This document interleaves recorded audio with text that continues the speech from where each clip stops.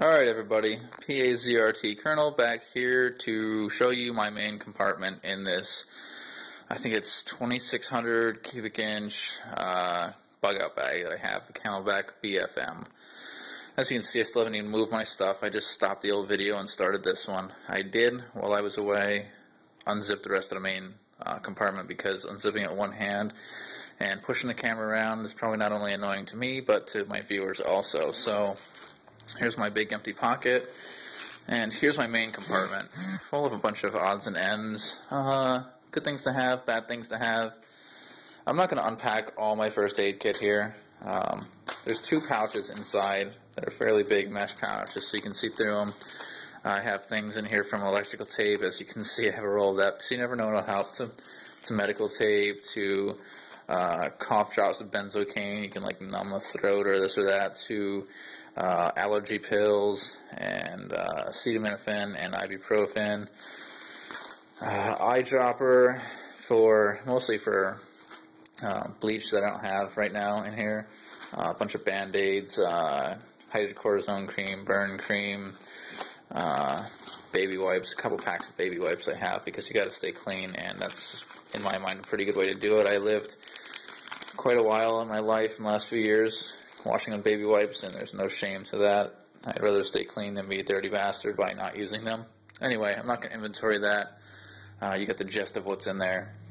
I have a few items in this bag just thrown in here because, like I said, I kind of ran out of room in my BFM or in my Motherlode, so I just transferred it all in here. And this is quite a bit substantially larger, so I have space, and I just threw some shit in here. Here's a pair of glove inserts.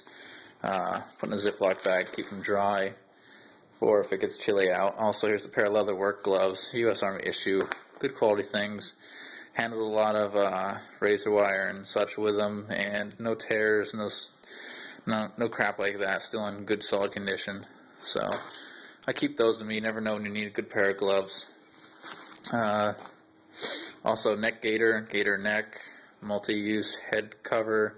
What do you want to call it? It's basically a piece of fabric. Also another issue item that you wear over your neck. Kind of could be a scarf or this or that. You know, whatever you want to use it for. There's a lot of uses. I have a couple of those in there because they help for winter time and such, and keeping sun or this or that or off your neck or whatever it might be. I have my Chinook.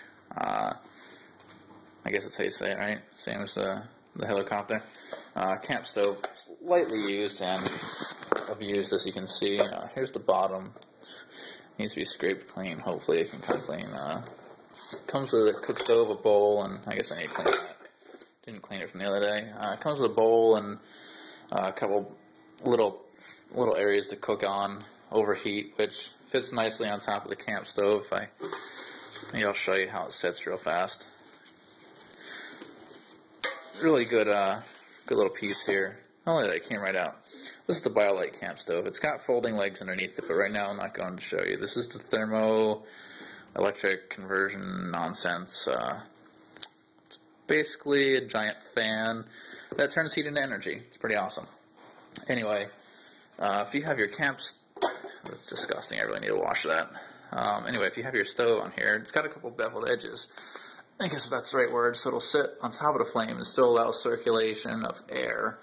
So keeps it right off the unit, which is good. Obviously, this wasn't used on the camp stove, rather over an open fire, since the sides and everything else is blackened up. But still, good piece. Used this a few times. Don't really have any complaints, other than the handle could be a little bit tougher. To be honest, it's not the greatest. Anyway, I got that one on sale also. I'm a sale junkie. I can't ignore the sales. If I find something I want, I stalk it online in a couple different sites until it goes on sale. Here I have a Rothco 550 cord. I think it's 100 foot of olive drab 550 cord. I like olive drab because I think it fits in with my surroundings in northeastern Pennsylvania better than black. If I had to, also, this is soon to be dyed. So if you're thinking you've got a desert bag but you like all this olive drab stuff, you know, fits in with the woods, I am going to fix this. I just got it. The bag was like 60 bucks. So you can't argue with a $60 desert one over a $190 woodland one. I'll just dye the crap. Anyway, here's my 100 foot of 550 cord. I also have, even though I have never used this, a lightweight emergency tube tent. You never know, right? Could come in handy. It doesn't take up much space, fairly light. This is actually a sleeping bag, I believe, emergency bivvy. Never used this one. That's going on my to-do list, to-use list. Some more ammunition for the AK, mostly added for weight. A couple little boxes here and there. Pair of dry clean socks, Field and Stream. Outdoor socks. I bought those at Sam's Club for like $7. There's a 4-pack, I think it was, for $7, Sam's Club. So I picked those up, figured I'd try them out. They turned out to be quite nice socks. I really enjoyed them. I might go back and see if they have more. This. Don't worry about what's on it. This is fantastic. I don't know if you know what this is. You should know already from looking at how I'm holding it. It's a can opener. This little rubber. Need a little bit more torque on the lid of this jar or whatever. I've needed this in so many odd ways, shapes, and forms that I decided to put one in my bag. And I don't know where this one's from. St. Libre Indian School. Anyway, I've needed one of those so many times, so I put one in here, and since I've put it in here, I've never needed it. Well, since it weighs almost nothing, I'd rather have it than not, I guess. Here's a pair of ECWCS, Extreme Cold Weather Clothing System or some bullshit, I guess what it means. Cold weather pants, Gore-Tex, I think. Gore-Tex pants these ones are. Nope, these are just the regular rain pants. Rain pants, I guess, for keeping you dry. Those are Army issue rain pants. I also have a lightweight thermal, kind of made of the same material. If any of you have experience in the military with the ninja suits, this is very similar, but it's, I bought this at Sam's Club also. It was like $8 for the shirt. So far I've worn it twice and it's worked out quite well. It keeps me really warm. And I bought a black pair of pants. This is not the ninja suit pants from the Army or whatever they're actually technically called. If you've ever worn them, you've probably lovingly called them a ninja suit. So, this is a pair of pants also made by the same company that makes that one that I also paid like $7 or $8 for at Sam's Club. They work really well too, a little too well at times. Of course, you gotta have it. I think they have this one designated an M9 or M something bayonet. Actually,